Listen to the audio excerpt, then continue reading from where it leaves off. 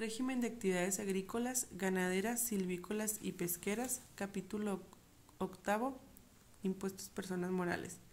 Catedrático, contador público, maestro en finanzas, Arturo Rascón. Integrantes, Laura Varela Molina, Lisa Alejandra Pizaña Rascón, Iris Armendáriz Orozco y Karen Guadalupe Villalba. Definición de actividades. Las agrícolas que comprenden las actividades de siembra, cultivo, cosecha y la primera enajenación de productos obtenidos que no hayan sido objeto de transformación industrial.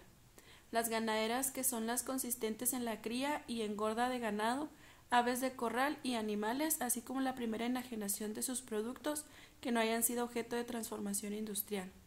Las silvícolas, que son las de cultivo de los bosques o montes, así como cría, conservación, restauración, fomento y aprovechamiento de la vegetación de los mismos, y la primera enajenación de sus productos que no hayan sido objeto de transformación industrial. Las de pesca, que incluyen la cría, cultivo, fomento y cuidado de la reproducción de toda clase de especies marinas y de agua dulce, incluida la acuacultura, así como la captura y extracción de las mismas y la primera enajenación de esos productos que no hayan sido objeto de transformación industrial. Requisito para tributar en este régimen: que se dediquen exclusivamente a dichas actividades, a las mencionadas anteriormente. Exclusividad: que al menos el 90% de los ingresos propios deben provenir de la realización de estas actividades, sin incluir los ingresos por venta de activos y terrenos de su propiedad y que hubieran estado afectos a su actividad. Con esto queremos decir, porque a veces las personas en esta actividad quieren hacer venta de sus, como dice ahí, de sus activos fijos y terrenos, de sus tractores o esas cosas, y eso tendría que ir en otra actividad diferente. Ingresos exentos y reducción de ISR. Para personas morales, 20 UMAS del área geográfica del contribuyente por cada socio, sin exceder de 200 UMAS, no será aplicable a ejidos y comunidades. Por el excedente se pagará el impuesto conforme al artículo 74, séptimo párrafo, reduciéndose el impuesto a un 30%. Podrán adicionar al saldo de su venta de utilidad fiscal neta del ejercicio que se trate. Para determinar dicha utilidad se multiplicará el ingreso exento por el coeficiente de utilidad del ejercicio. Para personas físicas, 40 UMAS del área geográfica del contribuyente y su reducción de un 40%. Este es un ejemplo de lo que sería una actividad agrícola. En la parte derecha superior tenemos lo que es lo que nos marca la ley. Según el artículo 74, párrafo 11, son 20 UMAS por 365, a esto se refiere cuando dice elevado al año, por 79.49, que es el valor de la UMA actual, por 10 socios, ya que tiene un límite de socios, nada más 10, por 10 socios nos da una cantidad exenta de 5.802.770. Esto quiere decir que si una persona moral del régimen de actividades agrícolas tiene unos ingresos totales de 8 millones de pesos, 5.802.770.000 pesos serán ingresos exentos, por lo que nos queda 2.197.236.000, que será el excedente por el que se pagarán impuestos. A esta cantidad hay que agregarle una tarifa del 30%, otra extensión. Todo esto depende de otros artículos.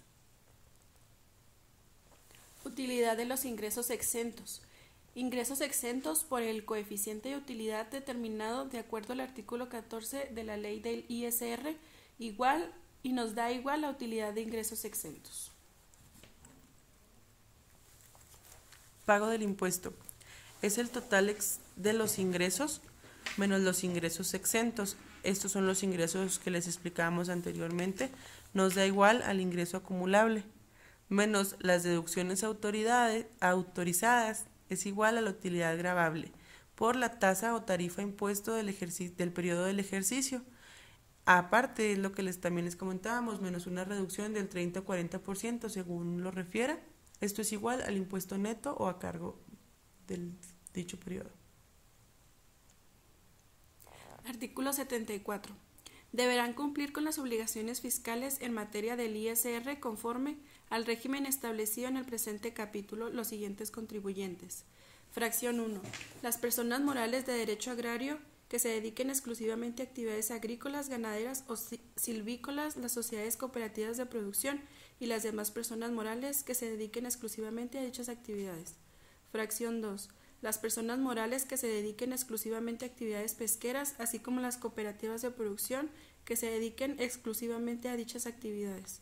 Fracción 3. Las personas físicas que se dediquen exclusivamente a actividades agrícolas, ganaderas, silvícolas o pesqueras. Artículo 75. Obligaciones. La persona moral que cumpla las obligaciones fiscales por cuenta de sus integrantes en los términos de este capítulo, además de las obligaciones a que se refiere el artículo anterior, tendrá las siguientes. Fracción 1. Efectuar por cuenta de sus integrantes las retenciones y el entero de las mismas, y en su caso expedir las constancias de dichas retenciones cuando esta ley o las demás disposiciones fiscales obliguen a ello. Fracción 2. Llevar un registro por separado de los ingresos, gastos e inversiones, de las operaciones que realicen por cuenta de cada uno de sus integrantes, cumpliendo al efecto con lo establecido en las disposiciones de esta ley y en el Código Fiscal de la Federación. Fracción 3. Emitir y recabar la documentación comprobatoria de los ingresos y de las erogaciones, respectivamente, de las operaciones que realicen por cuenta de cada uno de sus integrantes, cumpliendo al efecto con lo establecido en esta ley y en las demás disposiciones